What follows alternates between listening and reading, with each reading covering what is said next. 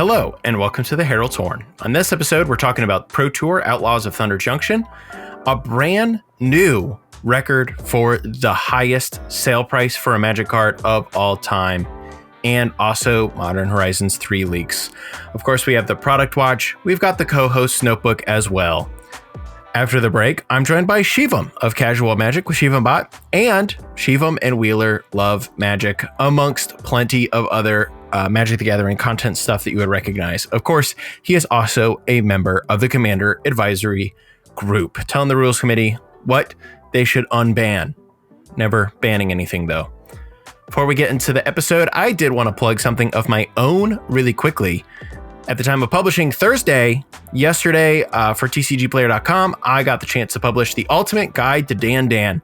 I got to sit down and write down all of my thoughts about how you can design your own Dan deck, what to think about, what kind of accesses you can work with, instants and sorceries, incentivizing combat, incentivizing stack play, all of that kind of stuff.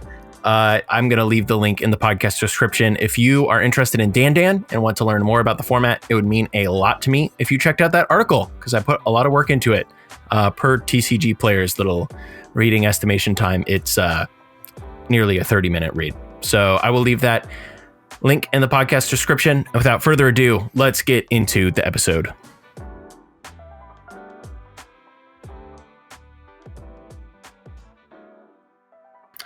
Hello, you are listening to episode number 10 of the Herald's Horn. We made it. That's right. We're all the way here on episode 10 already. The future may as well be limitless. If I was going to quit by now, I would have quit by now, or I may quit immediately after this episode. We don't know yet. My name is Cal Jones, and today, once again, I am joined by the one, the only, Dan, aka God's Plan, aka 12. What's up? If I can introduce my own nickname, which I think is very against the code of doing so, I'm going to say it's Dan the Jacket MTG. Dan the Jacket MTG? What's that mean? That this is episode 10, and I've officially won the Doing 10 Episodes Herald's Horn jacket, as we talked about maybe in episode 1. Actually, maybe it wasn't even on air. I think that might be something that I pulled from off air that you and I talked about privately, but now is show lore. You know, Dan, we may need to go back and find the absolute factual instance of the jacket being a reward for co-hosts.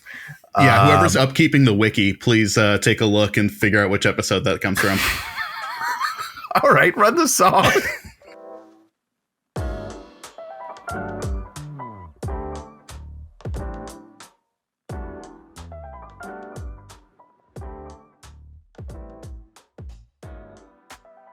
And welcome back. It's another two-host scenario here this week on the Herald's Horn.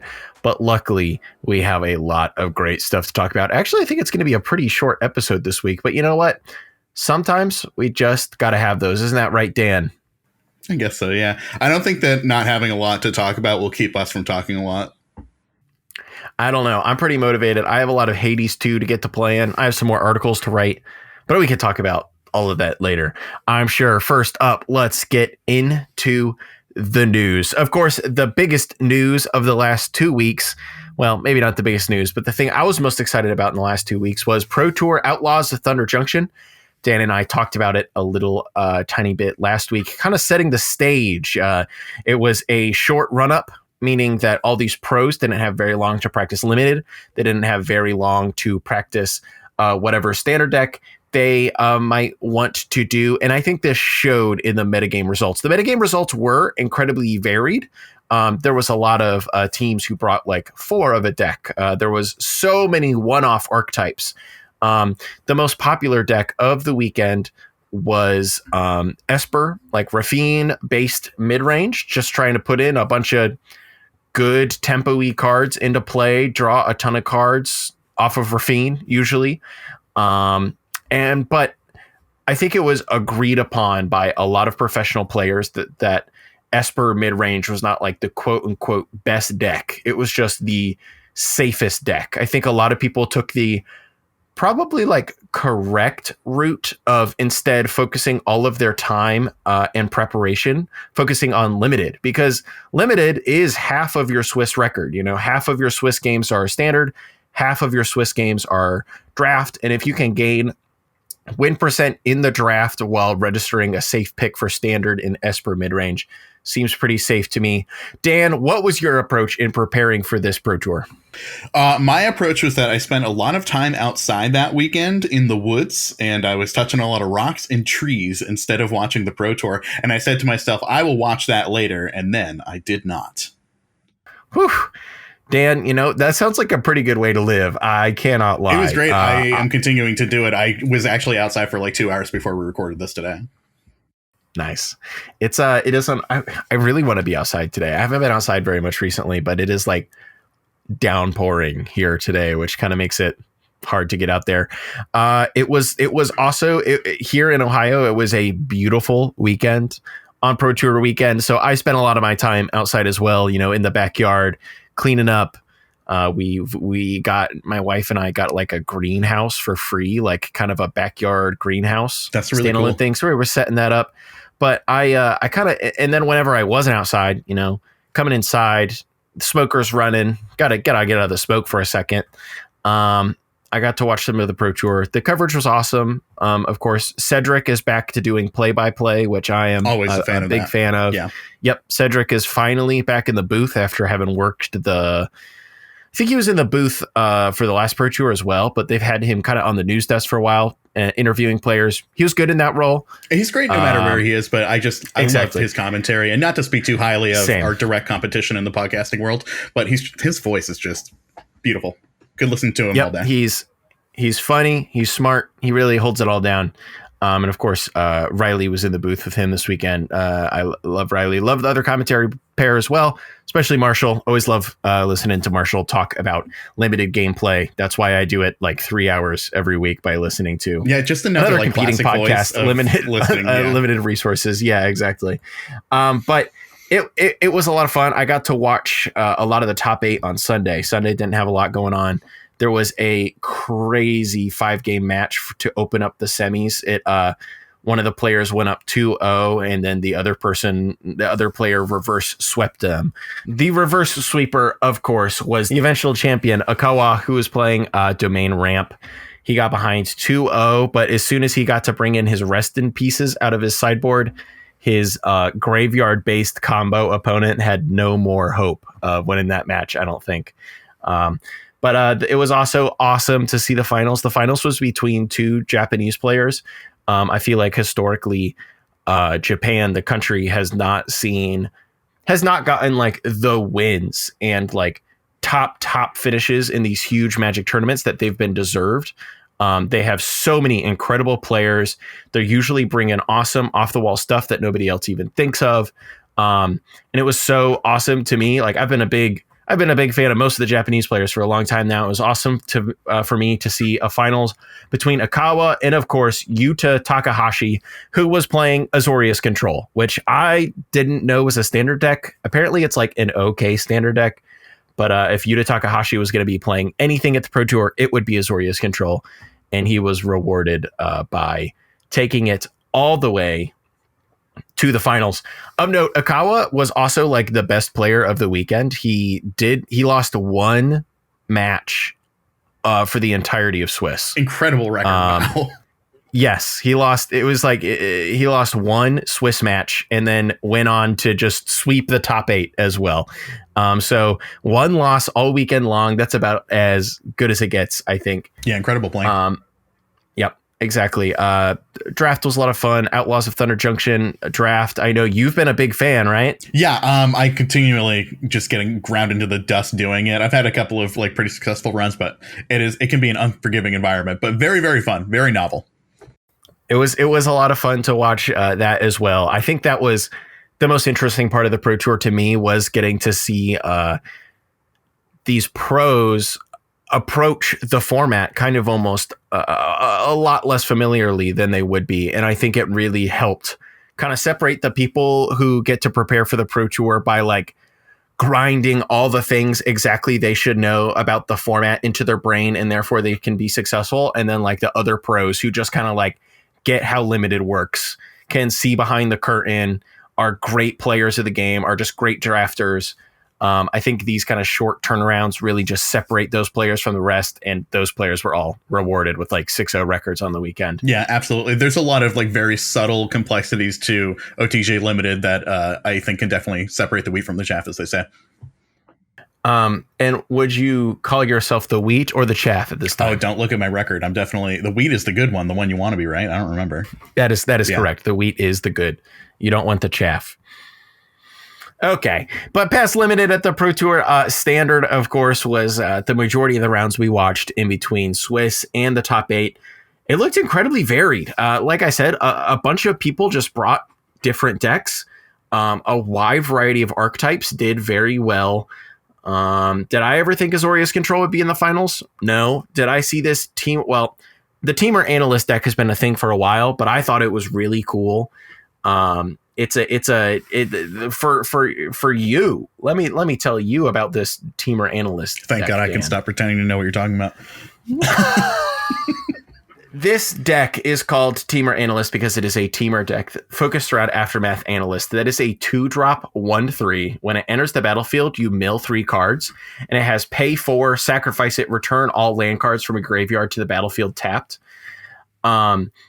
Yes, it combines this with stuff like Spelunking, so stuff that would your lands that would enter the battlefield tapped instead do not. Nissa, Resurgent Animist from Aftermath, is basically the only other creature in the deck.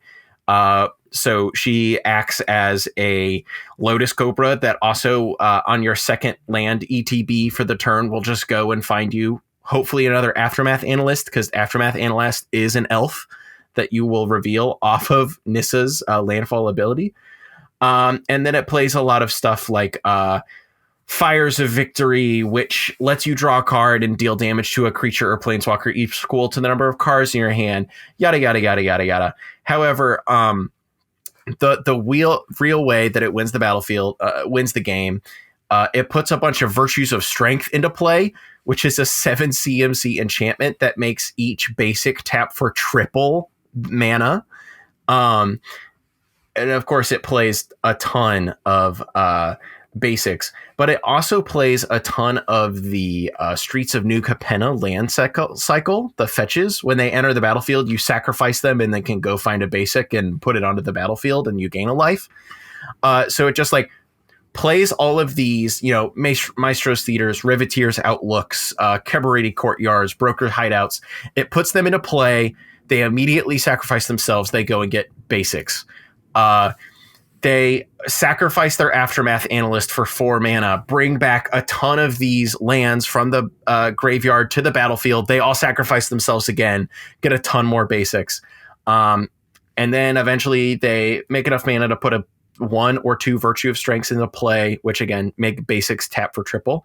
And then they cast World Soul's Rage, which is a Gruul X spell, X damage to any target, put up to X land cards from your hand and or graveyard onto the battlefield tapped.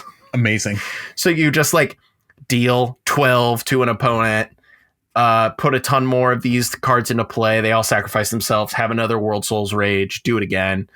But they have a bunch of board wipes. They have memory deluges. It's like a really funky combo deck. I'll put a deck list in the description for everyone else.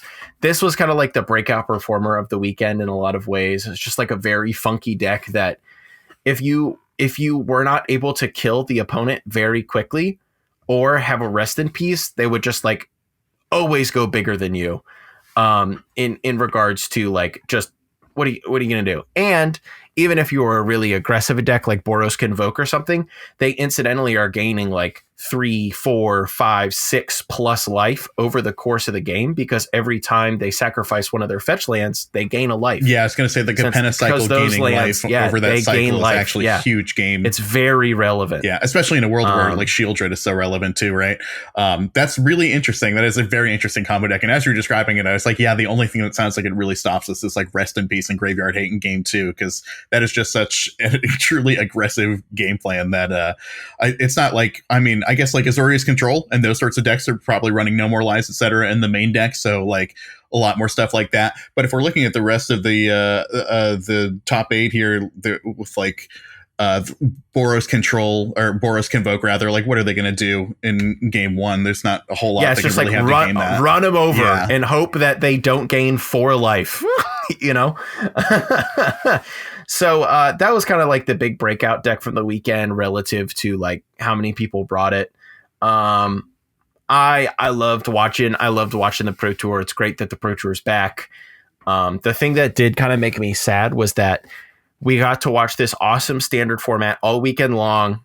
There are a couple, like the Canadian RC was this last weekend, and it was standard. And then we have an American RC coming up in early June, that will also be standard, but like there won't really be coverage of these events. And then as soon as those RCs are done, all of the good players who like to play for incentives or are trying to qualify for the Pro Tour and stuff just won't have a reason to play standard anymore. The only upcoming reason that really anyone would have to play standard beyond, you know, just to want to play standard, I guess, is the standard showdown events getting the Cowboy Bebop cards in the coming months. But past that, we've like run out of incentive to play standard. So I'm interested to see how successful standard continues to be once it's no longer basically the PTQ and Pro Tour format anymore. We'll see what happens. I hope it sticks around. It's been an awesome format. It feels like it's still evolving. It feels like there's more space to explore. It's over 3,000 cards large right now. It is the largest standard of all time. That's what I was going to say, is with the longevity of what's in rotation now, I feel like there's definitely a lot of room to grow for what standard is and can be in the moment. It definitely needs more incentive for people to want to play it, because like standard is traditionally so hit or miss, and I think people are still very much in that mindset, and not enough people have really delved into what's going on in standard these days, myself included. I'm like so totally out of touch with what goes on there, but I'm sure there are many people like me who will watch better players than them have fun in standard and be like, okay, maybe I'll have fun playing standard too. Yes, and that like is the incentive that exists now. Like you can have fun playing this format. It looks like a very cool, very fun format. Unfortunately, if I wanted to get in, I'd have to spend like a minimum of $200, and that's just to like have one deck. If I wanted another deck, I'd probably have to drop another 150. If I wanted to play a deck with Children in it, oh my gosh! And we've discussed this before of just like the issues of not just rotation, but how quickly things can go in and out of the meta is definitely the biggest hurdle that will remain for standard for pretty much as long as it exists, just as a rotating format. Yep. Speaking of rotating formats, let's get to the next topic for the news, and that is Modern Horizons 3. It has started to be shown off a little bit earlier than Wizards of the Coast planned. Over the last couple of weeks, someone somehow got their hands on quite a bit of Modern Horizons 3 product and was cracking some packs. They were showing off some cards that they were opening. They were mixing in other cards from their desk, like Brainstorm, creating a lot of confusion. Mm-hmm. I think it's crop been a rotation minute. was also one of the ones that was pictured. Yeah, it was just like in there. And so it's been a while since we've had a huge leak. I think it's kind of exciting. There's been some cards that look extremely strong for Modern, some cards that look extremely strong for CDH, Legacy, pretty much everything. However, since there were so many leaks, Wizards of the Coast put out an article that was like, hey, yep, we've seen the leaks. We're going to officially show you some of these cards. Meltdown, Kappa Cannoneer as like reprints, some really cool new cards like an energy-based, quote unquote, fixed Recurring Nightmare, which I'm really excited about. Recurring Nightmare, there's like no way to fix that card. I love that the idea of how can we fix Recurring Nightmare? Okay, let's use that resource that you can never mess with, that was like notoriously broken was around. That'll be the way we can just make that better, I'm sure. Exactly. This to me seems like a perfect solution.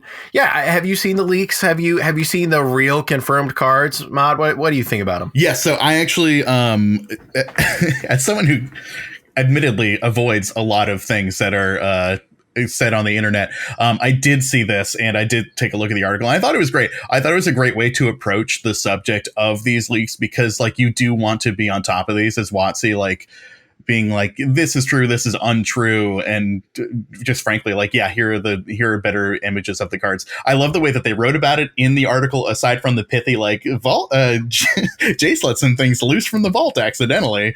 But then just getting straight into, like, we know that you've seen these things, we know that they're out there on the internet. If you're savvy enough to, like, look at the Mothership website, you've probably undoubtedly seen these. We're not going to point you in the direction of where to go see them, but, like, here are just some better quality images of them.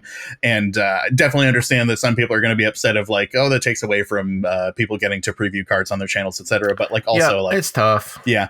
But good to see that kind of acknowledgement, I think, from Wizards for the most part, and just sort of, like, setting the record straight in that scenario.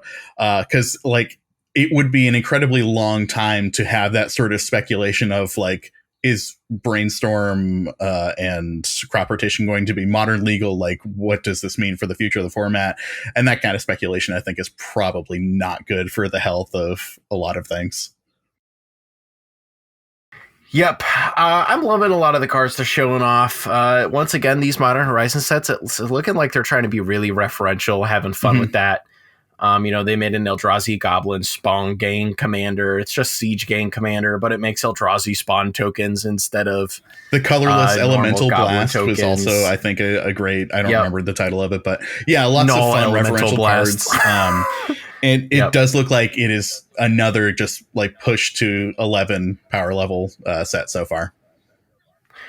Yep. Also loving the Null Drifter. 7-drop 4/4 flyer, Annihilator 1. When you cast a spell, draw 2 cards. Also has a Voken 2 and a blue. I thought that was amazing. Has anyone thought of this before? Has anyone thought of this card before? I also wanted to shout out Kudo, King Among Bears. Oh, that's from this. Green okay, yeah, and that a looked white. cool. Yeah, a green and a white 2/2. Other creatures have base power and toughness 2/2 and are bears in addition to their other types. It's just a hate bear that makes everything bears. And then also makes Elish Norn fans very happy.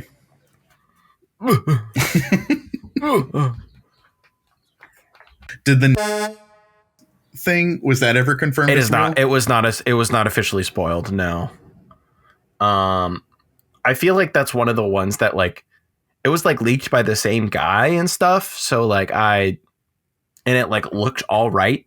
So I assume it's coming, but I would get why they didn't show it off. Yeah. Because they didn't show off everything that looked very real.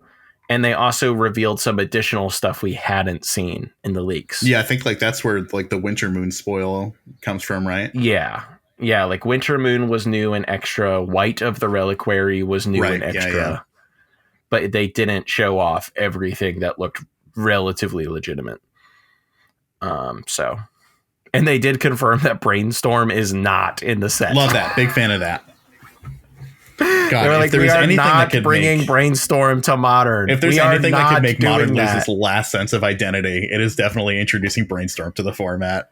It's just like, hey, what if we printed the card into Modern that we kind of wish we could ban out of Legacy from a power level perspective? Like, at that point, it's just like, okay, you've invented Legacy that doesn't use dual lands. I get it. Yes. Hey, I mean, I'd play that format. It'd be a much more accessible it's called Modern format. No. Now leave your hate comments. I get it. I don't play Modern either. Come after me, Modern players. Emma's not here to defend you. Yeah, exactly. It is interesting to me. All the cards they've shown off so far have seemed like powerful, and I would say, like, niche powerful, like situationally powerful, archetypally powerful. Good for certain things, kind of like the blue counter spell. Seen lots of Merfolk players very happy about that. Yeah, but you need to sacrifice a non-token blue creature to get its free mode. It's certainly not a new force of negation by any means. Yep, and just stuff too, like, Psychic Frog, White of the Reliquary. These are just, like, referential, really cool designs that also want to do a very specific thing. They're, like, powerful cards, but they want to be powerful in a very specific way. It's not like Fury, exile a red card, blow up of your board, or pay 5 mana to blow up your board and have a 4/4 double striker. Like, nothing like that yet. No, first striker, double striker, double. What did Fury have? Oh my gosh! It's only a 3/3. It costs 5 mana and has to do that. I saw someone the other day on Twitter being like, you could unban Fury in Modern, and I just closed my Twitter tab before I said anything. Train going by, but I'm laughing. So it's been a long while since we've had such a big leak like this, especially one to the effect that Wizards feels the need to do some kind of, I don't want to say crisis management, but have some level of response to it. This is definitely damage control for sure. And necessary too, because the last big one was like the Phyrexia set, right? Which like that is, I think so, substantially less impactful for the future of Magic than Modern Horizons 3 is going to be. So at this point, we're not seeing anything that, in my terribly misinformed opinion, looks like Modern Horizons 3 being a format rotating set. You know, the joke we came into the segment with, but of course there is still plenty of set to go. I mean, we've only seen 88 cards so far. Some of which I believe are okay. No, this is excluding the cards in the Commander set. Do we know how the many Modern Horizons 3 total? Commander Precon set? Let's see. Oh man, they don't put the upper limit of sets onto the set code anymore. So not at first glance that I can see. I didn't realize it's the thing that they don't do anymore. Yep. Yeah, this like I'm looking at this meltdown and it just says 0282, where I would in the past have expected it to say, you know, like 0282 out of So I'm sure that could be solved with a quick Google. However, I am not in the quick Googling mood. Modern Horizons 3 has a normal set amount of cards in it, I'm sure. But we've only seen, which means that we have seen probably roughly a third of them. I would expect like mid 300s-ish for like an average Premier set. And we have seen 88. So plenty of cards to go. It looks like Dan is quick Googling instead for me. Google says 91. There will be 91 cards in Modern Horizons 3. Oh, wait, no, this 88 cards even includes like the different versions. Yeah, that's like kind of what versions of cards we've seen. Because 80 sounded like many. Yeah, it's a lot. But yeah, like there's 4 versions of Emrakul, the World Anew here. Oh, I'm sorry. Here we go on the wiki. Cards, We've got 303 regular cards, 101 commons, 100 uncommons, 78 rares, 24 mythics. Cool. Sounds cool. I'm waiting to see the rest of the flip walkers. That's something I'm personally excited for from a design perspective. The original cycle of flip walkers from Magic Origins is one of my favorite just like card cycles of all time. So I'm happy to see them revisiting that design space. They've already shown off the Ajani card, the Ajani flip walker. I don't think they've shown off any more of them yet. Yeah, it's interesting, like in the past, how game warping Jace was. And I kind of don't suspect the same level of power coming from, I think because of the power level of flip walkers, they probably won't be as powerful in the modern era. But I'm excited to see what will come of them. Me as well. I just think it'll be fun. I think it'll be neat, hopefully. But all right, moving on. We've got one more piece of news today past this Modern Horizons leak, and that is there is supposedly a new record for most expensive Magic card of all time. According to notable adjacent card grading company CGC Cards, a Black Lotus that they graded as a pristine 10, an alpha Black Lotus, I should say, that they graded at a pristine 10, sold in a private sale for $3 million. It was sold by notable collector Adam K to a private buyer in a private sale. Why does CGC Cards know anything about the final sale price of a final sale? Did they think that Adam or the buyer, out of the kindness of their hearts, said, hey, by the way, I sold that for $3 million. I bought that for $3 million. Maybe they did. But the seller, maybe. But if you're the buyer, if you're choosing to stay anonymous, there's no way you're going to contact CCG and be like, hey, by the way, anonymous caller here. I'm the one who bought the Black Lotus and it was $3 million. Yes. So the company has an incentive The company has an incentive, CGC has an incentive to publicize their own grading services in a sensationalist way. And I think that a card that they graded so highly, selling for so highly, kind of falls under that. Sure, this could be true. I'm sure it actually is, but I just kind of have a grain of salt about it. The 3 million figure is the thing that I would, I guess, be most skeptical of, because that does make certainly like an extremely easy Forbes article, right? Like Forbes, etc., has covered Magic enough times at this point that like Magic card sells for $3 million is very good coverage for your company. Yep, exactly. And I wouldn't doubt if it was like maybe more, I don't know, realistically like 2.5, 2.6, 2.8, you know, round up to 3 million maybe. If it wasn't for 2069, they're both slipping. Yeah, that's true. $3,420.69. Maybe like that. Sure, yeah. But of course, most notably, regardless of how close it was to $3 million, if it was anywhere near $3 million, that's kind of an obnoxious sum of money. And it also pretty easily beats out the reported sale price of $2 million for the one of one, the One Ring from the Lord of the Rings set. Post Malone bought that for allegedly $2 million. So, yeah, friend of the show, Post Malone. I'm sure he's listened to an episode once, right? You've got his phone number. That makes a friend of the show, I think. That's fair. Fair point. Lou is my very good friend, and they have whatever his name's his phone number. Austin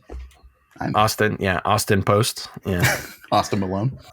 Austin Malone. Has his phone number. Yeah, I'll just shoot him this episode and be like, hey, buddy, can you buy a bigger Black Lotus? A bigger one. That's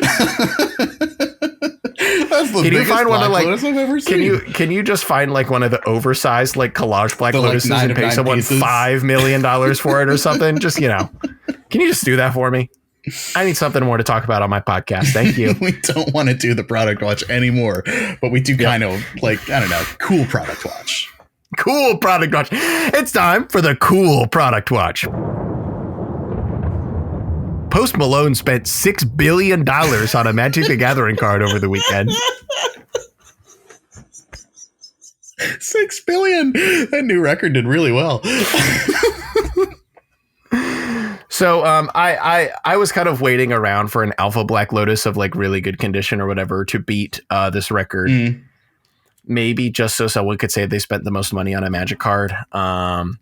There's a lot of people out there who kind of like to flail their arms around and say, oh, it's ridiculous that the one of one ring sold for so much money when look at all the real history we have over here with Alpha Black Lotuses and Beta Black Lotuses, and they only sell for such and such a figure. And I do understand that to some extent, but I still think that a very cool, extremely sought after by a lot of people, one of card that, very specifically is tied to one of, if not the most popular fantasy IPs of all time.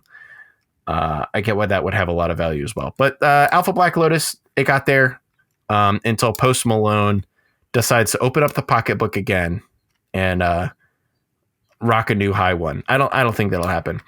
He did. I think he set the record twice in a row, though, because he owned the record for 200 million. And then I believe the record before that was he paid 800,000 for an Alpha artist proof sketched Black Lotus. Oh, wow. I didn't know that. Or maybe it was Beta. I think it was a black border artist proof Black Lotus. Yeah. Was the previous record also owned by him. Anyways, all of that said, now that we've talked about so much money exchanging hands for Magic the Gathering, it's time to go to the product watch. Product watch. Does that ever make it in? It's made it in every time. Do you not listen to the podcast? Sometimes not the whole thing. I'll usually skip us talking because I've already heard that. That's fair. Unless there's like a specific thing, like the cow thing. I went back and made sure that I did it. Yeah, that you left it in. Otherwise, I'd yell at you on air about it. Little do you know that I've been cutting you out of every episode for several of the episodes, and for all anyone knows that like Emma has been on like 6 more episodes than you. Last week's episode, it's just like, hey guys, it's me, Cal. I'm here for a solo episode this week. No one can make it. That would be truly devastating, I think, to find out. All right. I have not been doing that. Good. I'm glad to hear. Welcome back to the Product Watch. Much like last week, we were actually kind of trying to get away without doing this because, like, there hasn't been a lot of stuff happening. There's literally no product release in the month of May, which is the first time we've been able to say that for a long time. It is, of course, there is no new like premium level, like normal set level release this month, because if the first Aftermath set hadn't flopped so badly, this is when Outlaws of Thunder Junction Aftermath would have released. So we incidentally get a little break Very interesting. in our schedule here. What's funny is I did see someone on Twitter the other day being like, I wish it was spoiler season. Like, it hasn't been spoiler season for 5 seconds. Come on, get yourself together here. Oh gosh, control yourself. And there's like a spring super drop going on right now. I'm kind of tired of talking about secret layers. They just keep coming. They're never going to stop coming. There hasn't been one exactly. And there hasn't been one that I've been particularly impressed with or shocked by. No, the one they previewed today was like Magda, Dak Faden, and some other things I really couldn't care less about. Just like in the wanted frame, which is a cool frame that I personally like a lot, but it's just like, okay, what am I going to do? Like, get a Magda for my... Yeah, Magda's already a card that costs like 60 cents. Like, yeah, it's a popular commander. It's a good commander. The Kalitas, however people say it, Kalitas is like in there, but that hasn't been a widely played Magic card for the last 4 years. I remember it being like $20, but that was probably like standard pump, I think. Yeah, he was really strong in standard, and for the first while of Pioneer, he was kind of just like good enough on rate that if you were a black deck, you just played 2 of them. Yeah, because it's like a Ley Line of the Void on a stick, right? I can't remember. Yeah, it's a Ley Line of the Void on a stick, and it makes zombies when it exiles stuff, and it's like a 4-drop 3/4. I think with lifelink, so you can like stabilize. It's 2024 now. It's 2024. It's a 4-drop. Do you know what else is a 4-drop? Shieldred. That's where I know I've already had a Shieldred secret layer, but what if there was another one? Lord of the Rings meme. Yeah, exactly. But there was a secret layer this time around that did kind of catch my eye, and that is the Hatsune Miku. Is that how you pronounce that? I certainly would not know. You're asking the wrong person, but I have heard other people pronounce it that way, I believe. Okay. Hatsune Miku, secret layer. This just feels like a big deal. TM. I know Hatsune Miku will like license anything and everything, but it's a massive fandom for a reason. So I think it's fun that another massive fandom kind of gets their thing on Magic cards. Let me pull up that press release here really quickly. Cards are gorgeous, absolutely amazing art. Some of them are pretty good. I would love to see someone with the 4 of Inspiring Vantage, because that is my favorite art among them. The Inspiring Vantage art is sick. The Miku Lost But Singing, the combination of the title and the art really just made me burst out laughing the first time I saw it. It's like this clueless lost girl. I'm lost, but I can still sing. I can picture that. The card selection to me is like really weird. It's Shelter. When was the last time you saw someone cast Shelter? I don't remember what this card is. Is this like an Alliances card? I truly don't remember Shelter. I think so. It's like something very like in that range. I have to look it up. Chandra's Ignition, which unfortunately, in classic fashion, this happens sometimes. The artist put out like the brief that they got from the artist, from the manager, art director. There we go. From the art director, and Miku's Spark was originally supposed to be Jessica's Will. It just like said that in the art description, but instead they ended up making it Chandra's Ignition instead. Also a good card, not to the same degree. Yeah, it's not a bad card by any means, but Jessica's Will would have made me pop. That would have been a banger. Yeah. Feather Redeemed, a cool Inspiring Vantage art. But let's see. Let me see. Confirming shelter is from Odyssey. That is an Odyssey common. Yep. The point of the press release that they put out that hopped out to me and a lot of people seem to have missed is the line right toward the end, which I get it. It's buried under the graph. What is Magic the Gathering? So a lot of people probably tuned out at that point that are more in our circles. The next paragraph under that says Secret Lair X Hatsune Miku Sakura Superstar is the first of 4 drops featuring Superstar Hatsune Miku. So this is not a one-off. They are going to make 4 Miku drops. That's pretty rad. I guess we'll see. Yeah, I guess we'll see where that goes. I'm sure these will be another Secret Lair that stress tests the whole model that we've complained about at large on this podcast for a while now, the limited drop versus pre-order to demand model that they've swapped to. I'm sure the Hatsune Miku drop will sell out in no time at all, even though it has like basically no reprint value in it. I'm sure it'll sell out instantly. Another thing about Shelter real quick, you know those websites that will just like take any image and put it on a blanket? I looked up Shelter MTG and here is Shelter, the reprint for Modern Horizons 2 as a throw blanket, like over a couch.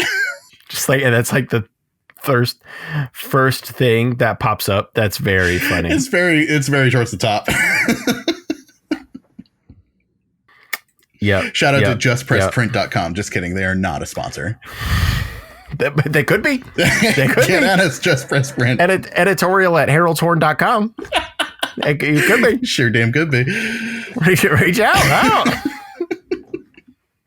So interesting Secret Lair. The rest of the super drop, I could not care less. I mean, I looked at it the other day and it's just another range of Secret Lairs. I feel like Secret Lair is just like, it's approached that level to me. I used to love it a lot. And if there's a one that I really love, I still kind of try to like buy the singles or whatever after the fact. But man, it's to the same degree as just like standard so sets many now. of them. Yeah, there's just absolute they just keep overload coming. with like how They can you keep even coming. keep up with what's in them? I see them after the fact and I'm like, oh, neat.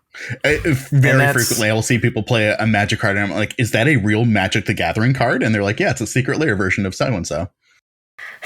And that wraps up all we have to talk about on this edition of the Product Watch. Moving on. We have one more segment for this episode. It's also been cut. We aren't doing the co-host notebook anymore. This podcast is all about me. So I don't want to hear from the co-host anymore. Thanks for listening, everybody. We'll see you next week.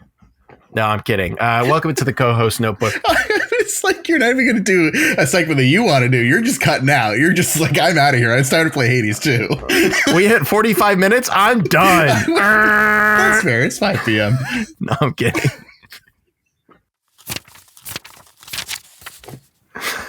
Welcome to the co-host notebook, the section of the show where the co-hosts get to drive whatever it is that we discuss. Dan, you're our only co-host this week. What is in your co-host notebook? Let's see. In the co-host notebook, first, right off the start, I just want to say that I have the new Taco Bell grilled cheese burrito, and it was disgusting. There were pepperonis in it. It was so wild. Wait, what? Yes, there were pepperonis in it. That is not my experience. Like my experience with whatever Taco Bell calls a grilled cheese burrito here is like one of their normal beef and insert other things burritos, and they put a bunch of cheese on the outside and just grill it. Maybe I'm wrong about the pepperoni part, but like I'm pretty sure I pulled a sliced pepperoni out of that thing. I wouldn't doubt it if they were trying something freaky out there. You know, it was terrible. Anyway, I was just god awful. I could not. What was your opinion on it as someone who has also had one? Oh, I mean, I've had something called a grilled cheese burrito at Taco Bell, but it was just like a normal Taco Bell burrito, but it had a bunch of cheese on the outside. So you're saying thumbs up? Yeah, that ripped. It was way thumbs down for me. I'll have, when you get out here, we'll have to. I'll bring you to the local Taco Bell for a horrid experience. It's like, hey, can I get the grilled cheese burrito with pepperoni, please? This guy swore to me you have that. I can't imagine a thing that a Philadelphian drive-through worker would care about less. Yeah, other than my horrible Taco Bell experience, I've been playing a ton of MTGO. Got my Daybreak account. Shout out to the Daybreak people for doing this. It's been an awesome experience so far. I've been getting a ton of vintage and CDH on stream, and the vintage community has been extremely kind to me, which has been very, very nice. I've been getting raids from some very lovely people, including Tony Scapone, and I am actually level 1, Justin Ganari. Very lovely people. All their fans have been super, super nice, hanging out in chat and giving out gift subs and stuff like that. It's been a very warm welcome to the Eternal community. So that's been very nice. And it's been a ton of fun too. Vintage is a ton of fun to play. CDH is a lot of fun to play on MTGO, even if it is a very hit or miss experience from time to time. Makes a lot of sense. Have you had any super game-breaking bugs? No, I've been pretty lucky for the most part. Like, people disconnecting is not a super uncommon experience, but I have been getting most of my reps playing Rograk Silas, and the main combo engine in that deck is Necropotence. So, like, I'm holding priority to activate Necropotence 38 times and then letting that resolve at my end step, which is like, it takes a lot out of MTGO for sure, but I haven't gotten to the point of it full on, like, breaking and resetting and running through the game. I've had people tell me in chat that they've had it like fold over in on itself for much less than that, though. Yeah, I have heard specifically it's pretty easy to break the game with Necro. Like, if you auto yield through your own, if you auto yield through your Necro, it will break it. Yeah. Your opponents are able to F6 through it, but if you have to manually resolve it all, or it will break, is what I've been told. Oh, Magic the Gathering Online, our beloved. I did see in the patch notes for today.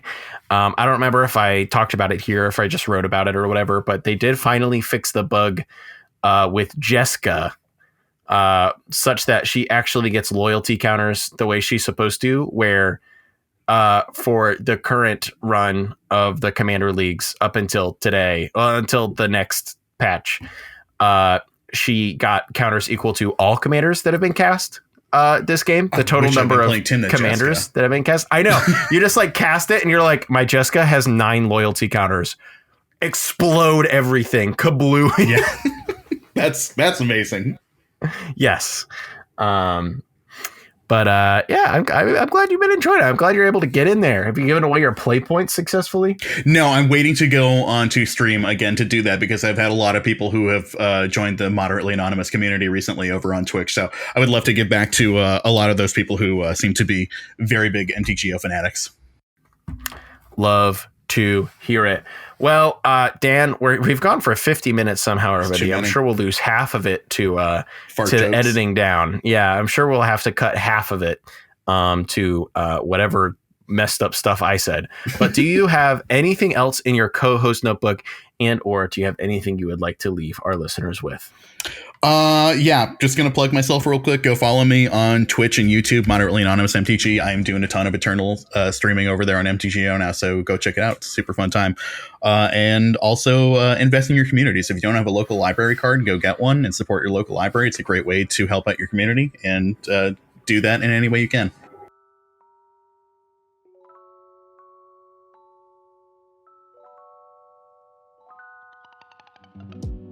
Hey, it's me again, Cal. I hope you're really enjoying this episode. If you are really enjoying it, consider joining the brass section and supporting us on Patreon. For just $5 a month, you can help me pay my bills and also the bills of the co-hosts. You'll gain access to our supporter exclusive show, Heraldic Banter, and you'll also get unceremoniously tossed into our Discord. Check out the link now in the podcast notes to toss us a few bucks. We really appreciate it.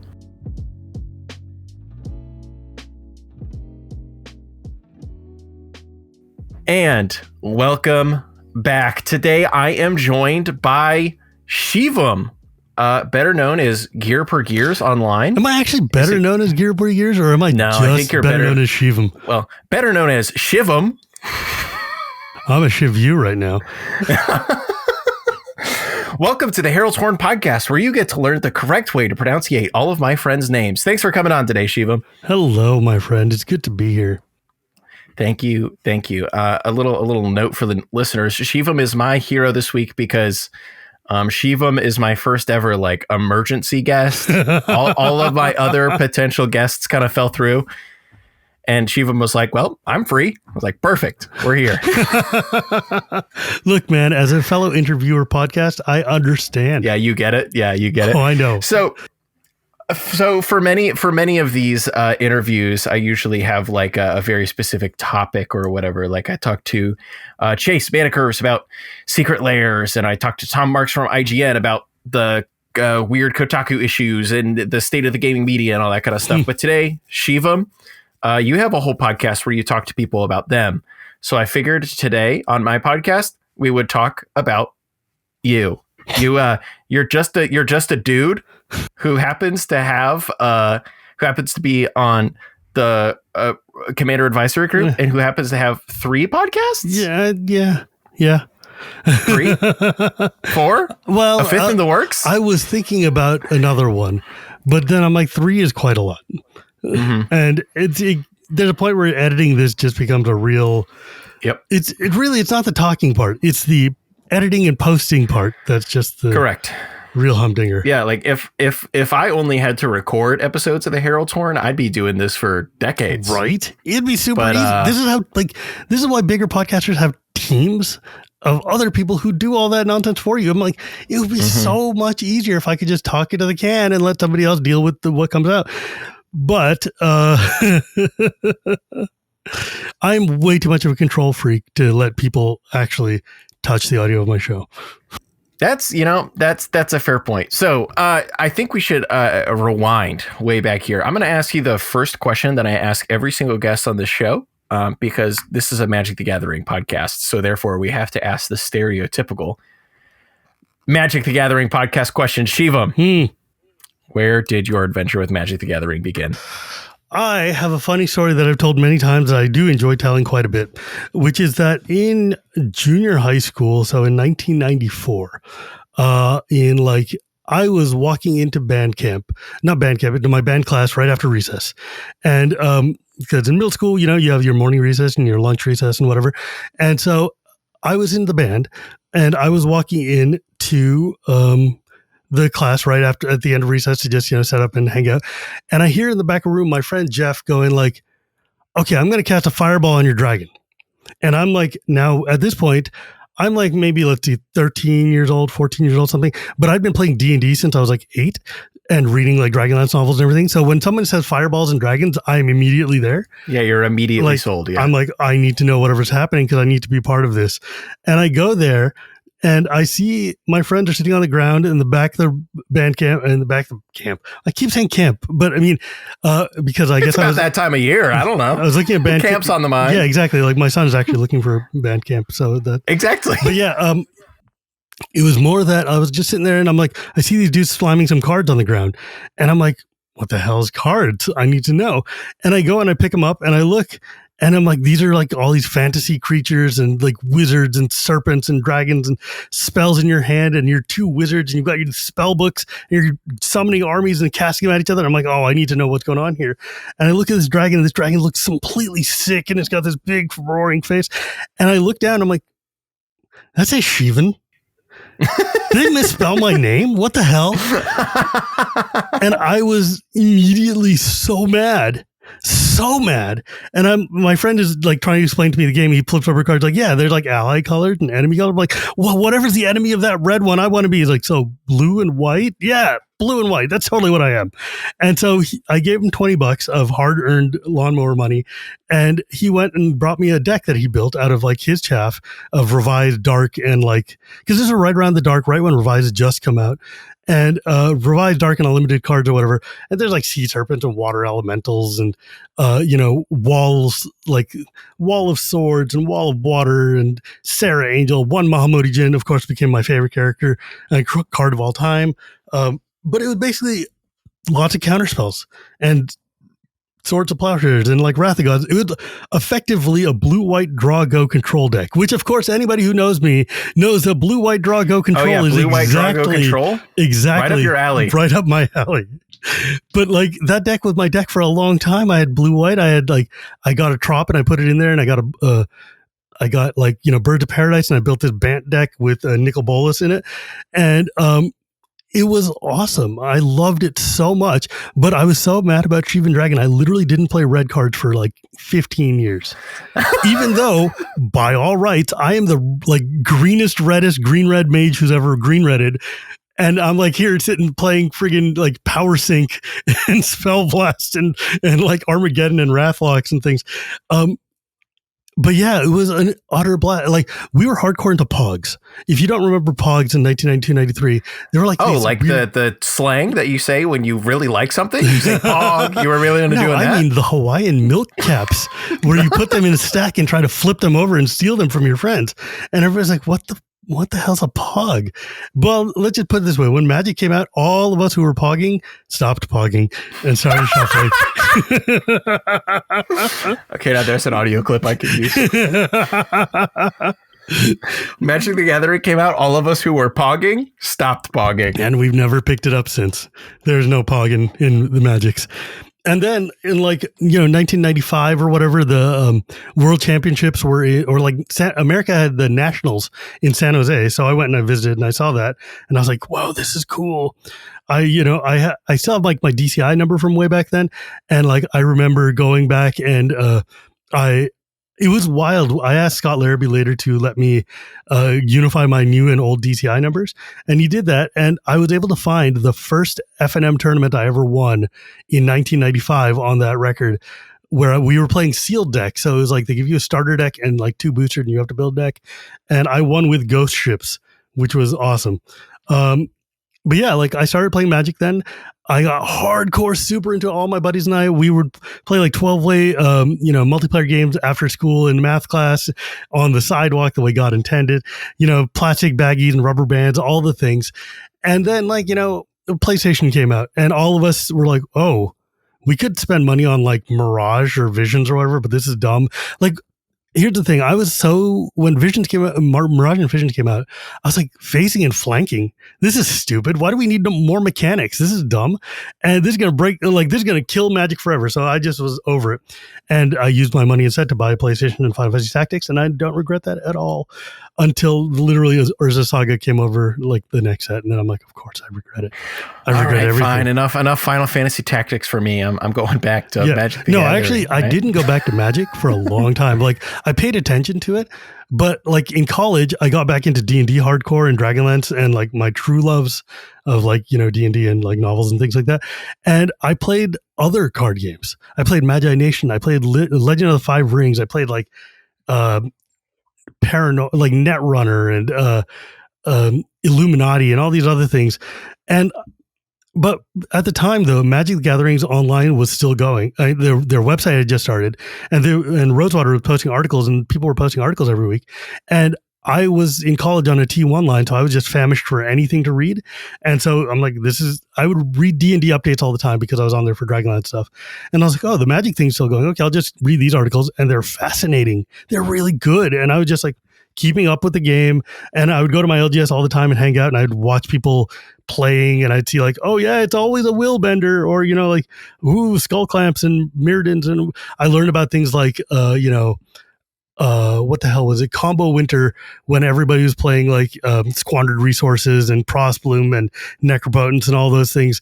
And I kept up with Magic tentatively, but like wasn't really back into it until like I graduated. I graduated college. I went to Japan. I did all these things. I came back, and then Xbox had Duels of the Planeswalkers show up in 2011, and I was like, "Oh, I love this." I thought you were gonna say Magic Battlegrounds, and I was like, "I don't know how that got you back." Battlegrounds, come on, that game is okay. In Chandelar, I played the hell out of Chandelar in 1997, and then I just recently re-got it, and I remembered everything I love about Magic, and I'm like, this is the best game of all time.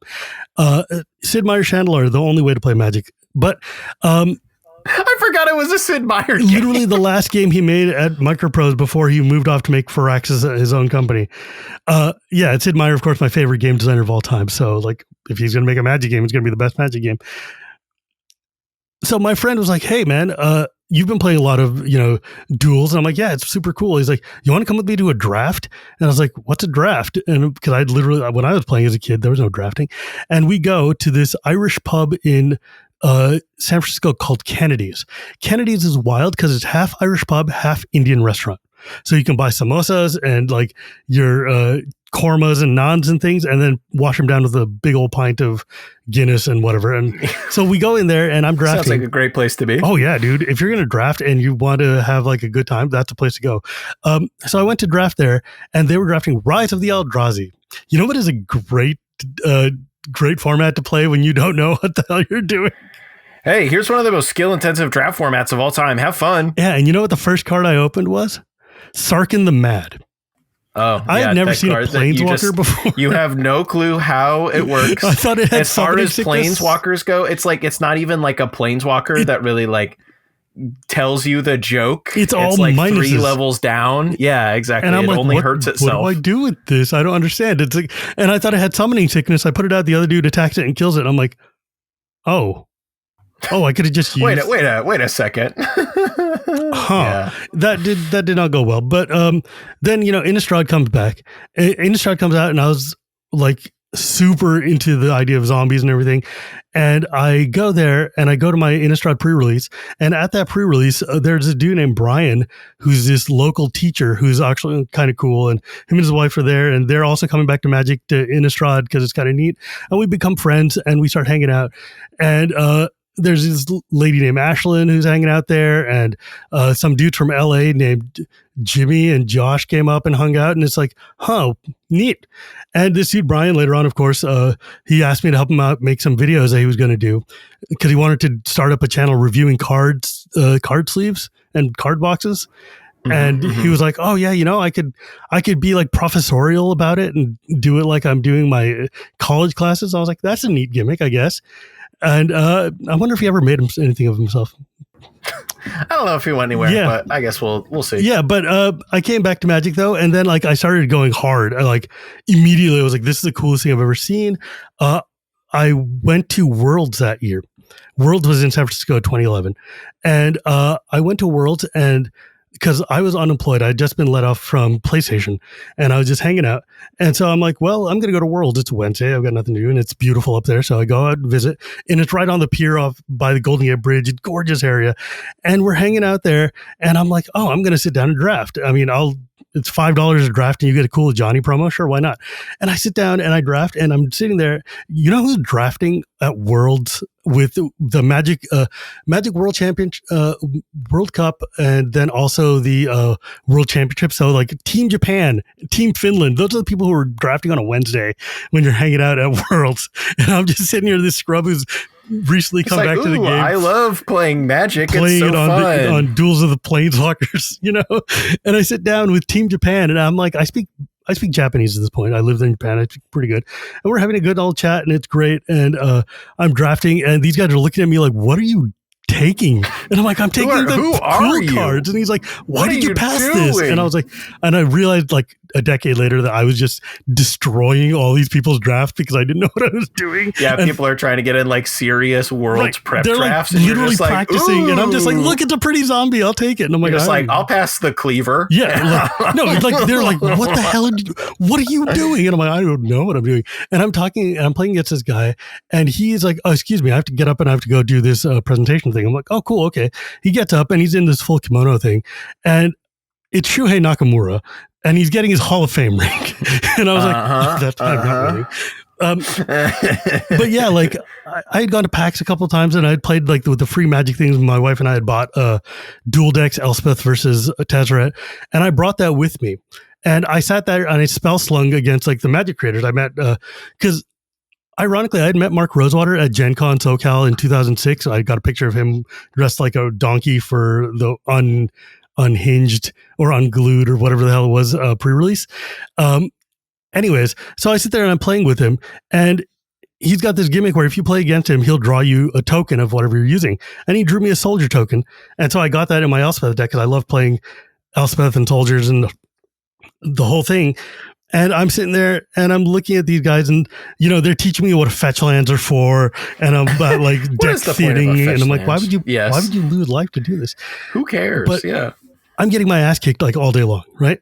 And at the end of the day, I'm like, okay, well, Magic was fun. This is cute, but I've played like 3 seals and I've lost them all, and I'm getting shellacked by this kid, and he destroys me. And afterwards, I'm like, well, I guess that was fun. I'm gonna call it a day on Magic and move back to my other hobbies. He's like, oh, really? I'm like, yeah, man, I just keep losing. I don't know how to do this. I'm just getting wrecked here. And he sits there and he's like, well, hang on, let me look at your deck. And he pulls out my deck. He's like, well, you got, good fundamentals here. You've got a nice curve. Let me show you. Put this card in, that card out. This is how you play the thing. This is what you should be looking for. 17 lands, 23 spells, that sort of thing. And I'm like, oh, neat. And then it turns out, like, as I'm watching the tournament a little later, he is that year's Mox champion, the Magic Online champion, just who happens to be playing in Worlds for World Championship. A dude, a young man who from New York named Reed Duke, who taught me how to play Magic. I haven't heard of that guy. Yeah, and it turns out, like, that weekend was insanely influential for me. Because it cemented me as both wanting to be in Magic as more than just a casual traveler, and also wanting to be that kind of person. A person who will just stop and help somebody, teach them how to play, show them the ropes. Duke had no reason. He had no reason to stop and hang out. And like, it's after the match. He's already beaten me. Shake my hand, go home, whatever. It's late. But no, homie stuck around. It was like, hang on. We're going to solve this problem right now, because this is not like, you could do better than this. And it was amazing. It was absolutely like a life-changing moment for me. And then I went home, and a few months later, this dude, Tim Willoughby, writes his article on the Mothership about like Grimgrin, which was this cool card that I got from my Innistrad pre-release, one of my favorite, like, I got a foil fancy one or whatever. No, I didn't get a foil, but it was my mythic in my pack. Mm-hmm. In your pool. Yeah. And I was like, this card rules. And he's like, hey, there's this format called Commander, or Elder Dragon Highlander, rather, or something, where it's like you can play with all these old cards like Soul Ring and stuff. And I'm like, what? And I can build a deck around Grimgrin, and it's amazing. And holy crap. And I did that. And I was like, wait, does this mean I can go and play like my favorite card of all time, Keldoran Outpost? And because, like, I had a million super fancy cards when I was a kid, and they got lifted out of my brother's backpack when he was in junior high school, and I lost like all of my duels, my Trops, my Mahamudis, all that shit. Everything was vaporized. And so that's part of why I didn't come back to Magic for a long time, because all that stuff got stolen, and that's a real bummer. But when I discovered Commander and discovered, oh, I can just play, and like when Ravnica, the next set after Innistrad was Return to Ravnica, and then Guilds of Ravnica. What was the second set? Gatecrash. Gatecrash come out, and in my pre-release pool, I got Assemble the Legion, and I was like, red, blue, it's red, white, and it makes soldier tokens just like my old Keldoran Outpost. Maybe I can make a soldier deck, and I built this freaking soldier deck, which uses the token that Mark Rosewater gave me, and I ended up filling it with all my favorite token cards, and because by that point, on my forums online, the olden days when we used to text on forums. What's a forum? A friend of mine named Bouge introduced me to Commander. We played Commander Star, which is to say, like, 5 of us are playing and we each fight against the opposite colors or whatever. But we were playing by post on a forum. So the game took 2.5 months. Yeah. And it was amazing. The first deck I ever played. That's fun, though. Yeah, it was hella fun. It was hella fun. And I played with Janara in Bant. So I had a cool Exalted deck with a bunch of just draft trash from Zendikar block. And I was like, this is amazing. This is everything I want to be doing in Magic. And I got the precons. I got jamming on that. And that was how I then just cemented myself in Magic. And then time passes and Origins comes out later, and I'm writing an essay. I've been in the games industry for a long time, and during that time in 2014 or whatever, there was Gamergate was going on. I was getting targeted by hate speech and death threats and bombs and everything, because I also had written an article about Far Cry and how the cover of Far Cry 3 was like the most racist thing I'd ever seen in my life. And it was absolutely just this horrific pastiche of like mocking Indian and Asian cultures. And it's either Far Cry 3 or Far Cry 4. I can't remember.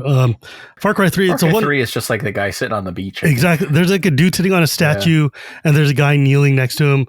Yes. Well, this one has, let's see, there's a guy sitting on a beach, and there's like a guy buried. Far Cry 4, not 3.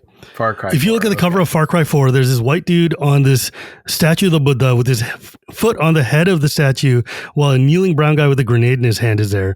And it's literally just about as offensive as you can get to Hindu, Buddhist, or Dharmic people. Because A, you're putting your foot on the head of a god. B, you're sitting on a deity statue. C, you've got this brown guy with a grenade kneeling at your feet while you put and a hand on your head.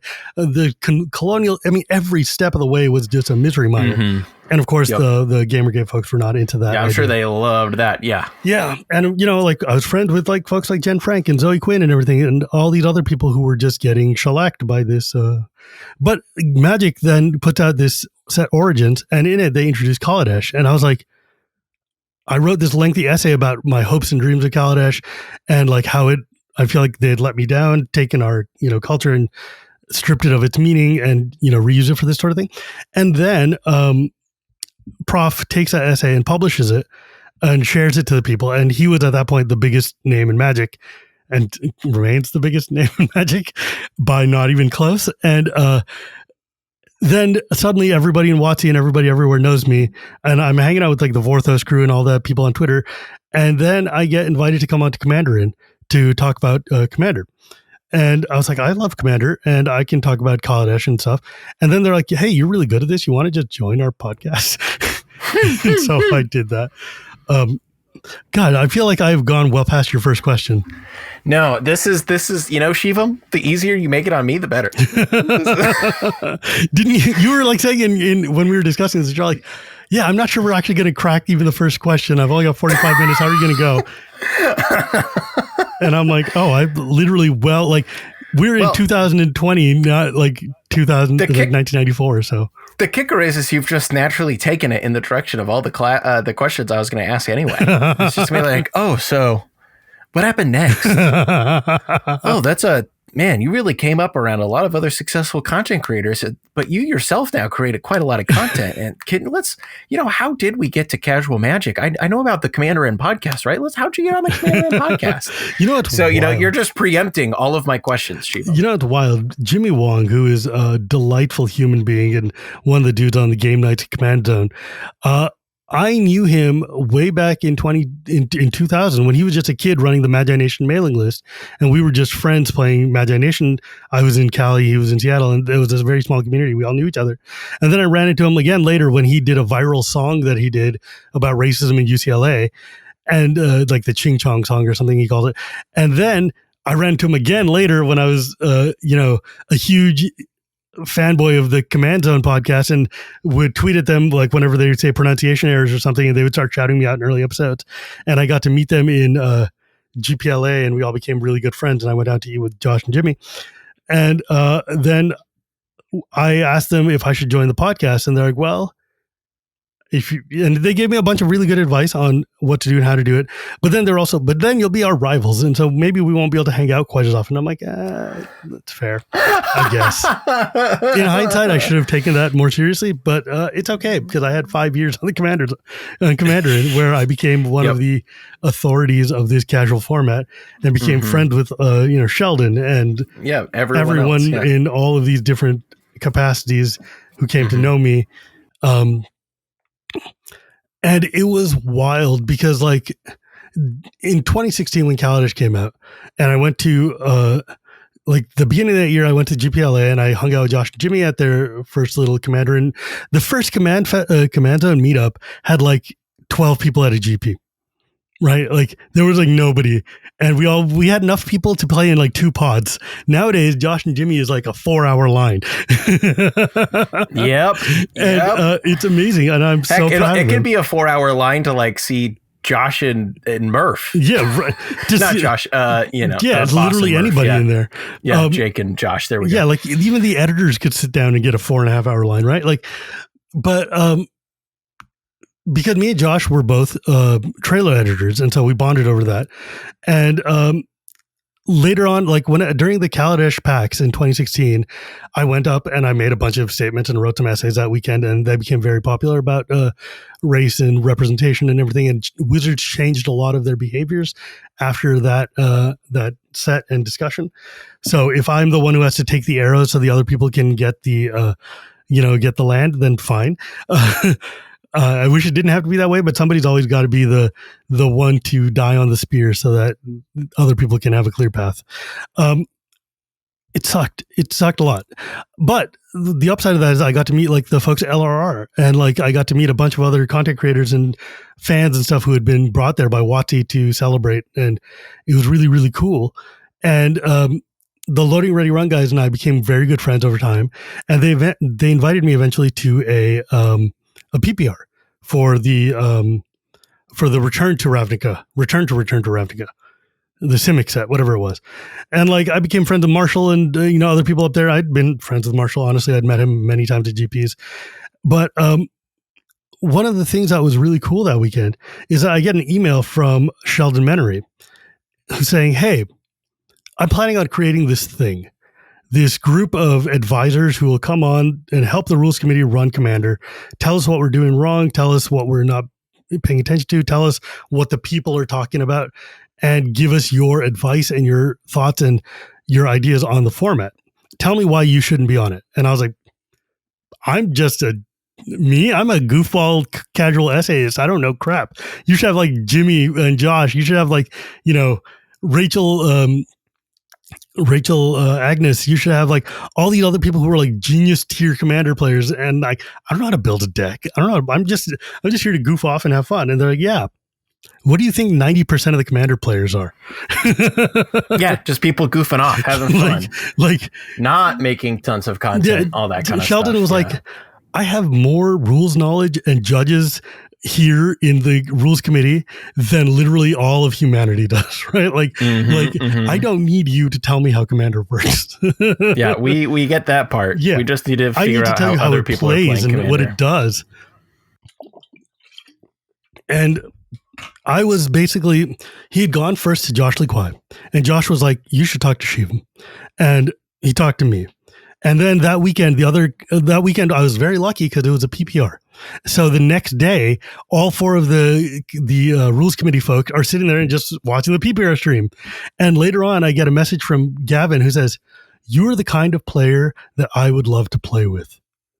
And you're the kind, like, you've got the kind of joie de vivre, the kind of just exuberance that we're looking for. And you love this stuff. Like, it was wild. When I first met Ethan Fleischer at GP Vegas 2017, 2016, he's like, Shivam, I don't think I've ever met anybody who loves Magic as much as you. And I don't mean the game. I just mean the idea of Magic. Yeah. Just like, there's nobody who's just so enthusiastically thrilled to be here. And I was like, if that's what I'm known for, that is a wonderful thing to be known for. Right? Like, it rules. Like, I want to be known as a guy who loves Magic. Hell yeah, let's go. But yeah, like that weekend, I ended up getting an invitation to the CAG. And he was like, who else should I have on here? And I was like, here's a bunch of names of people who I think are some of the most important people in this format at the time.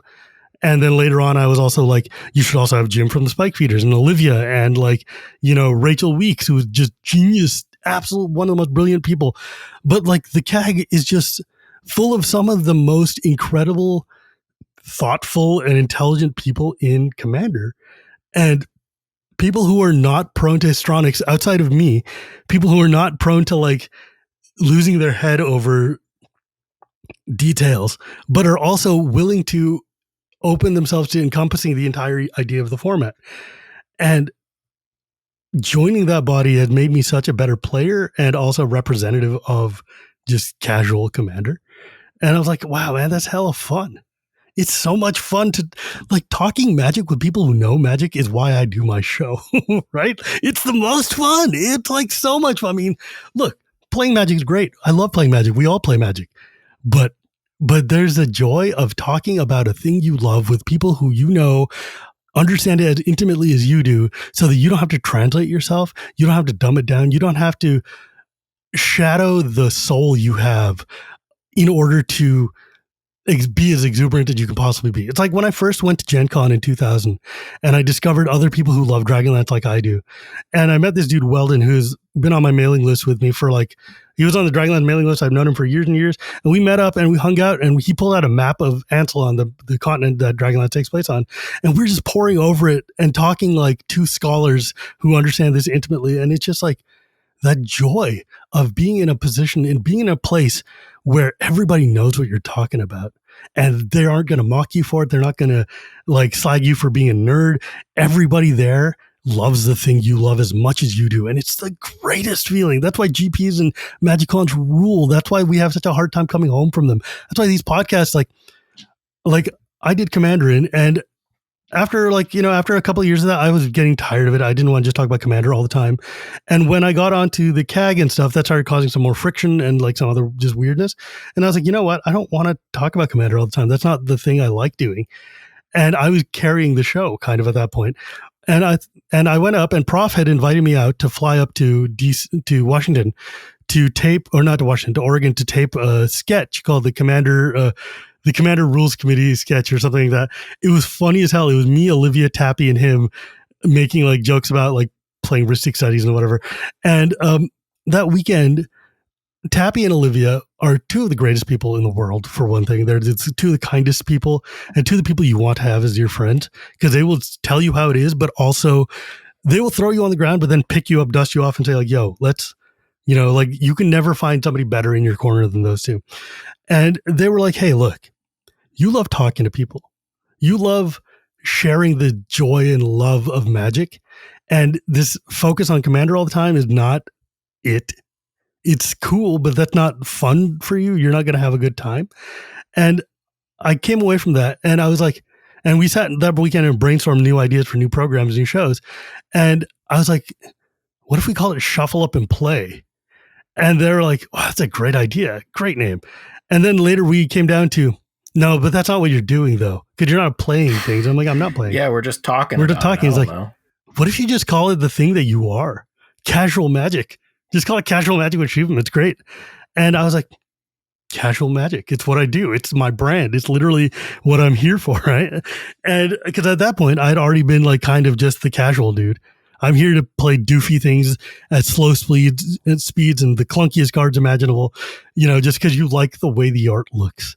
Like Eldrazi display, not Eldrazi, Kozilek's Translator is like a card that is real garbage, does absolutely nothing, but it's got the most gorgeous art on it. And I'm like, yes, I will use that version.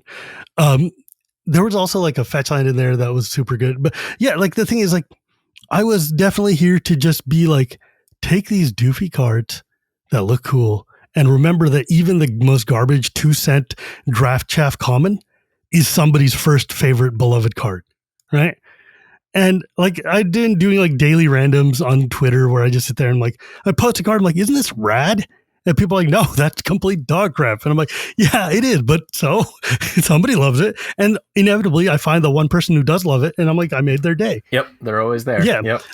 But like, so I started doing a podcast on that. And then lockdown happened. And I was like, you know what?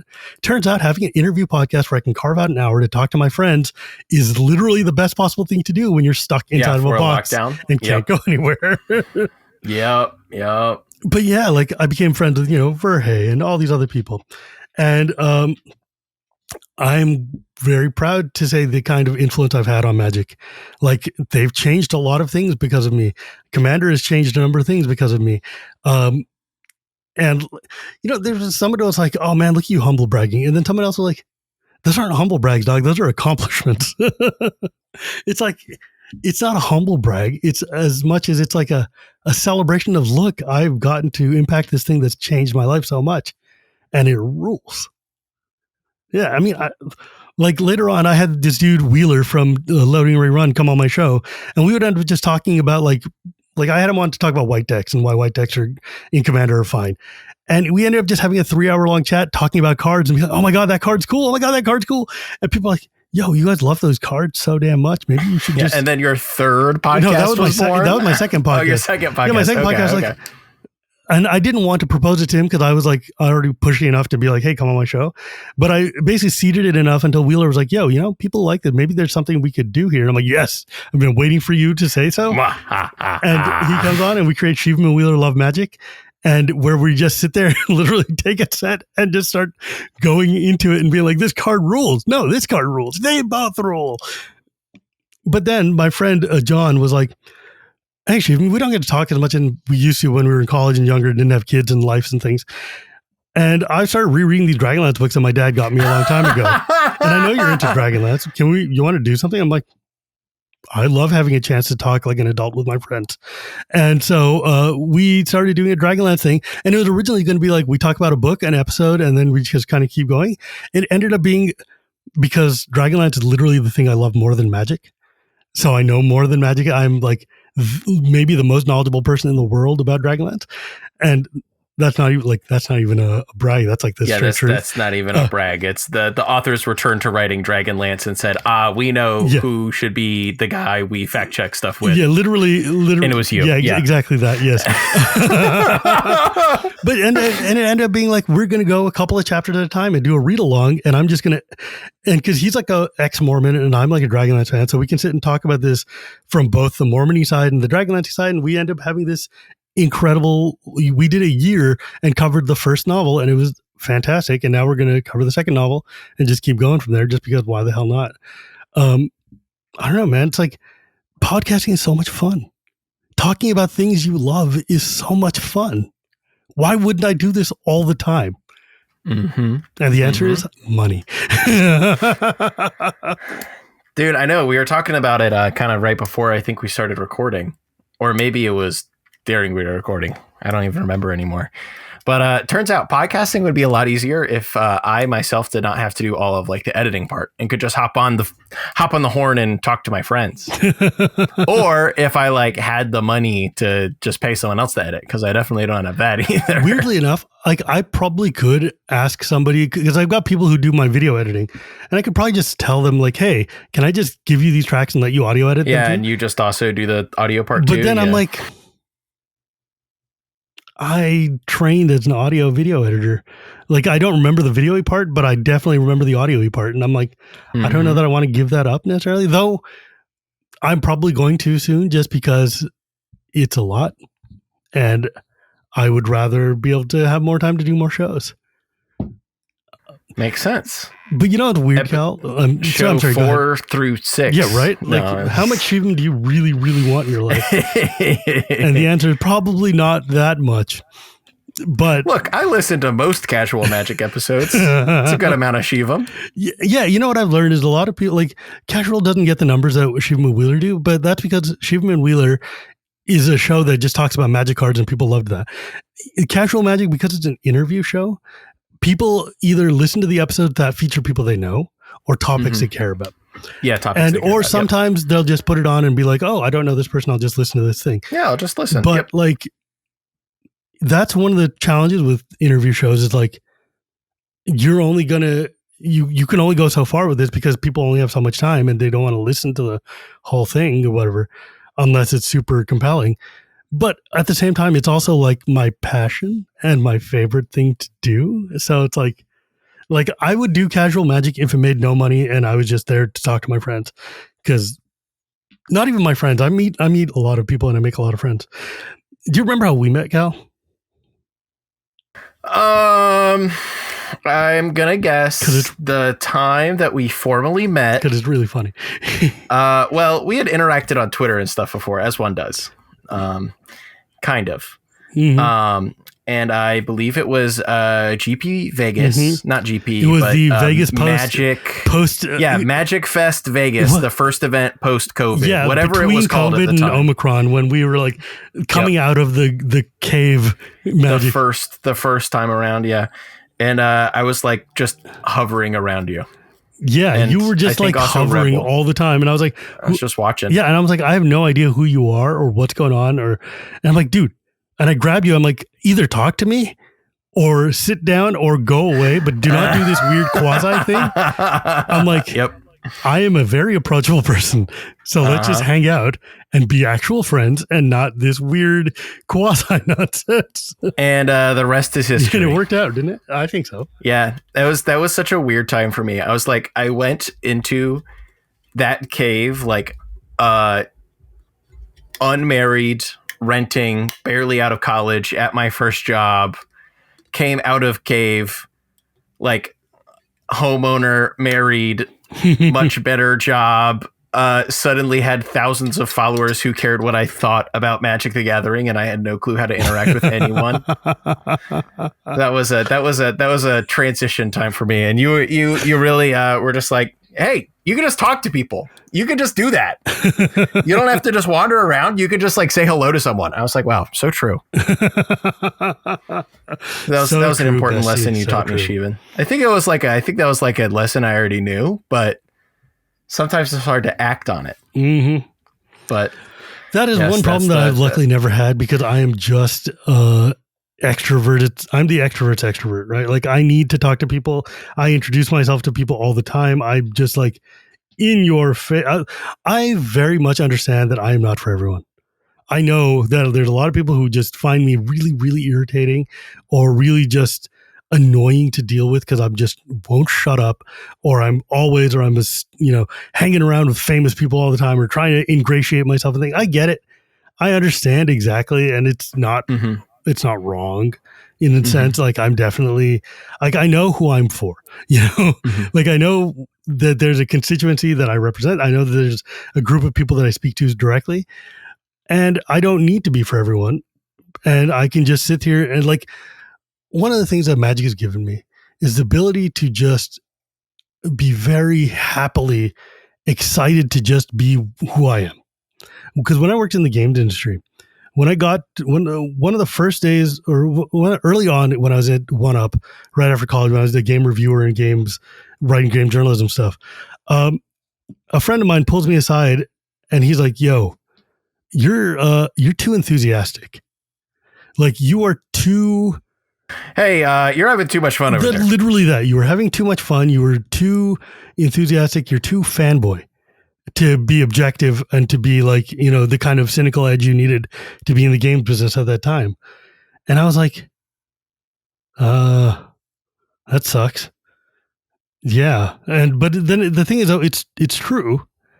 And it's also where I sat and I learned that like I can find places where I can just be, the enthusiast and like just thrilled to be here, and I can thrive in that space. Like, why should I sit and try to pretend to be cool when I can just be cool? It's like loving things is cool, man. Enjoying things is the greatest feeling. Having fun is could be considered a reason to be alive, Shivam.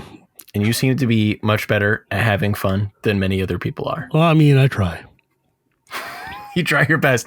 All right. As I anticipated, I got to ask one question of you, Shivam, and we have now been going for almost 45 minutes. So that's usually about where I try to end it. Shivam, I do maybe have one more question for you. Feel free, ask away if you want. We can even talk about. We didn't even talk about CAG stuff. I know. I'm just going to ask you or whatever. I know this one's short, and it's kind of about the story you just told about your not even incidental, I assume very purposeful trek into becoming a quite wide-scale content creator. If you could give any advice to someone who is heading down the same path as you now, they just got invited to be on a Commander podcast. They are interested in having their ideas heard by the world, which I assume you were at the time. They're passionate. I just like to talk, man. I know. They're passionate about something. What advice would you give this person? Would it be basically what you just espoused of don't be afraid to have fun and just go crazy, be you? There are two things. One is a holistic idea and one is a serious bread and butter idea. The holistic idea first is that if you love something and it's overwhelming and it's bubbling out of you at all times and you're like, I want to talk about this thing all the time. Like, let's say you're into gardening and you're like, oh my God, I love gardening. I want to talk about gardening all the time. I want to trade gardening tips with people. I want to talk about getting the foiliest garden tools. I want to talk about making sure what's the best pack one, pick one out of these seeds. It's like, if you're enthusiastic and love talking about something, it will show. And if you love something, your audience will love it. Right? Like you loving something, if you're excited and happy, the audience knows and they want to know why you're excited and happy and they want to follow you because they want to be excited and happy. But if you're there and you're just doing this by rote and you're miserable or not miserable, just miserable to meh, and you're just there and you're going through the numbers and going through the motions and just doing the thing, they can tell. And they're like, look, man, if you're just doing drudge work, I'm watching you and I don't have to do drudge work. I don't want to follow you down that path. I'm going to go find somebody else who's happier or just enjoying what they're doing. Like there are streamers that you can tell they're not enjoying this draft format, whatever this draft format is. And you can tell that they're sitting there and they're just, well, I guess I'm going to take another Urborg Uprising. Here we go.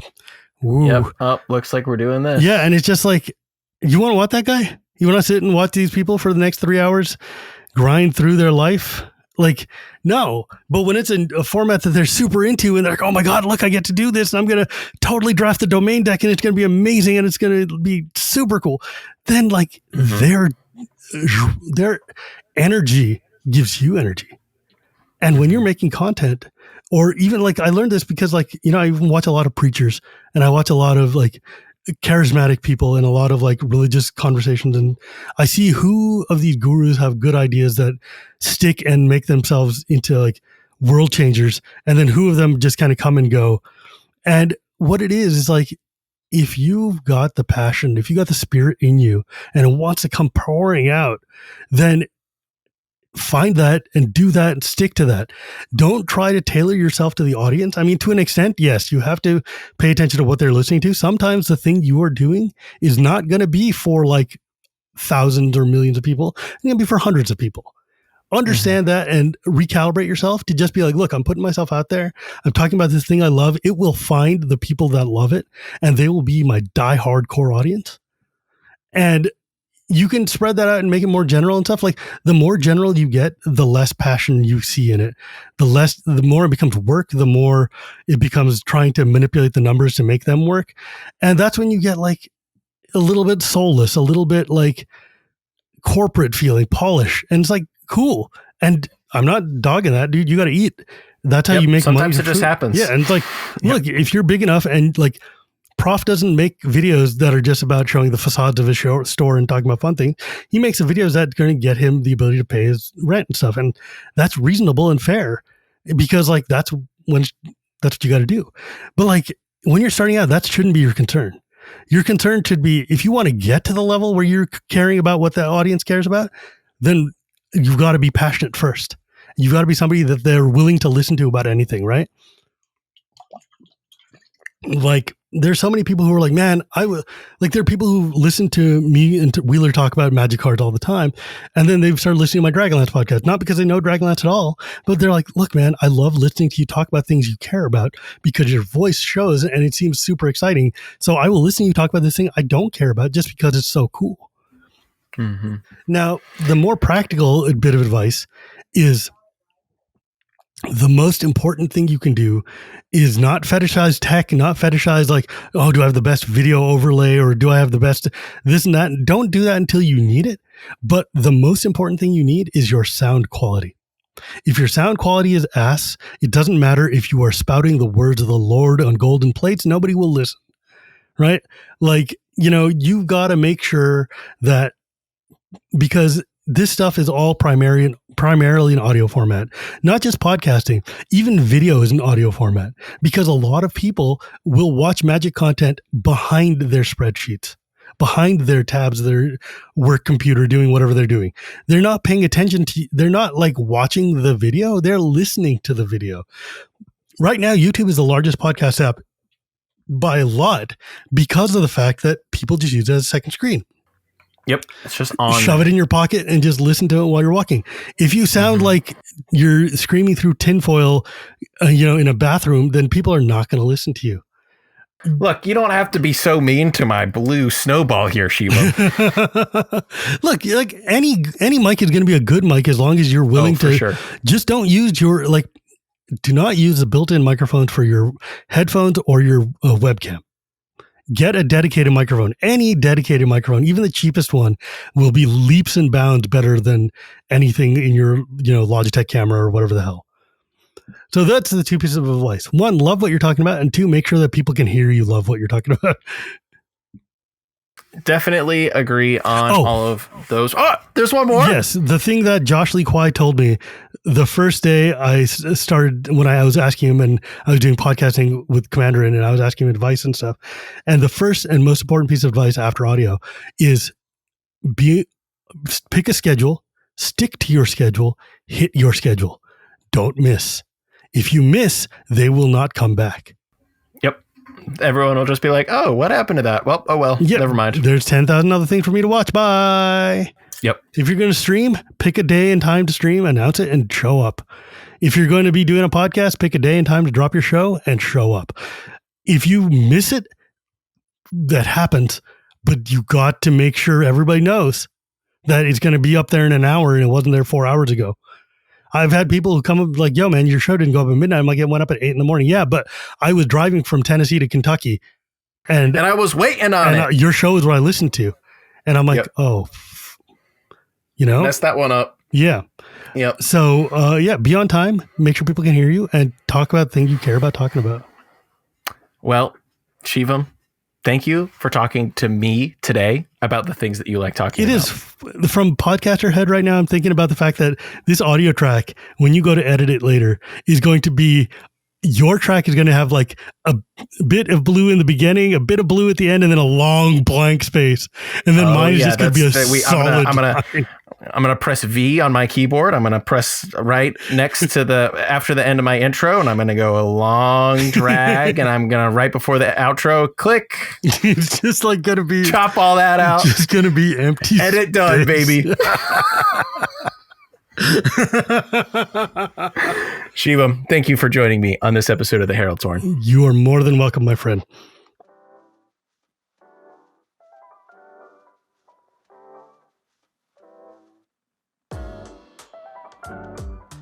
Thanks so much for listening to this episode of The Herald's Horn. If you liked what you heard, consider giving us a review on Apple Podcasts or Spotify. If you really enjoyed listening, you can support us directly on Patreon. I'll even send you a sticker in the mail. Every little bit helps us make the best podcast we can for you. Check out the link in the podcast description.